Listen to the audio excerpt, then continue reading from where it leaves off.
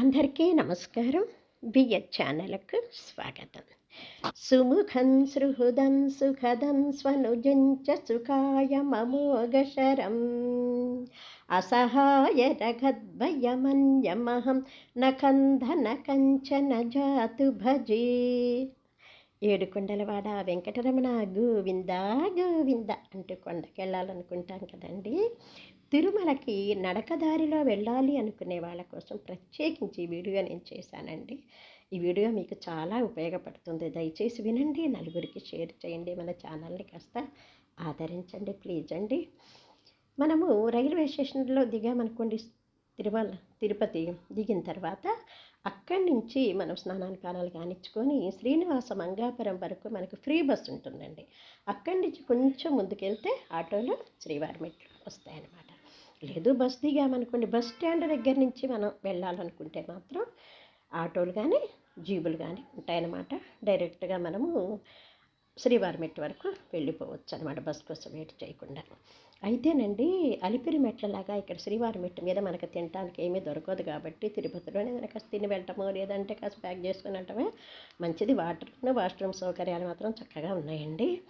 ఇంకోటి ఏంటంటే, శ్రీవారి మెట్టు విశేషం ఏంటంటేనండి, పద్మావతీదేవిని శ్రీనివాసుడు కళ్యాణం చేసుకున్న తర్వాత 6 నెలల పాటు కొత్త దంపతులు కొండెక్కకూడదు కదండి. అందుకోసం అని చెప్పేసి అగస్త్య మహాముని ఆశ్రమంలోనే 6 నెలల పాటు ఆతిథ్యం స్వీకరించి 6 నెలల తర్వాత కొండ మీదకి వెళ్ళారండి. అందుకోసం అని చెప్పి వీటికి శ్రీవారి మెట్లు అని పేరు వచ్చిందనమాట. 2.5 కిలోమీటర్ల దూరం ఉంటుందండి. 2400 మెట్లు ఉంటాయన్నమాట. కొంచెం నడక, కొద్దిగా మెట్లు ఉంటాయి. మెట్లు ఎక్కువ ఉంటాయి. 1200 మెట్లు ఎక్కిన తర్వాత మనకి స్కానింగ్ చేస్తారండి. ముందే చెప్పినట్టుగా తప్పనిసరిగా భూదేవి కాంప్లెక్స్లో కానీ శ్రీనివాసంలో కానీ మన టోకెన్లు తీసుకొని వెళ్ళాలండి. అప్పుడే మనకి దర్శనం బాగా అవుతుంది. లేకుంటే మాత్రం 24 గంటలు పడుతుంది. ఈ నడకదారిలో మనం చక్కగా 1200 మెట్లు కాగానే స్కానింగ్ చేస్తారనమాట. చక్కగా ఆహ్లాదకరమైన వాతావరణంలో చాలా బాగుంటుందండి. మనకి కొండ దగ్గరికి వెళ్ళంగానే అక్కడ నామాలు, శంకు చక్రాలు ఉంటాయండి. అక్కడ మనం చక్కగా ఇంత దీపారాధన చేసుకొని కొబ్బరికాయ కొట్టి హారతిచ్చి తులసిమాల పూజ చేసి బయలుదేరి కొంచెం దూరం వెనకన వెంకటేశ్వర స్వామి గుడి ఉంటుందండి.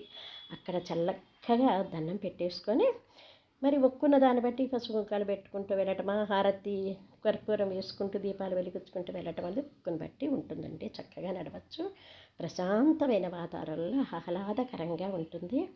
మనం పైకి వెళ్ళంగానే చక్కగా మనం ఎక్కడికి వెళ్తామంటేనండి, 300 రూపాయల టికెట్ లైన్ ఉంటుంది చూసారా అండి, దగ్గర మనము అక్కడికి వెళ్తామన్నమాట ఈ మెట్లన్నీ ఎక్కగానే. కాబట్టి తిరుపతి యాత్ర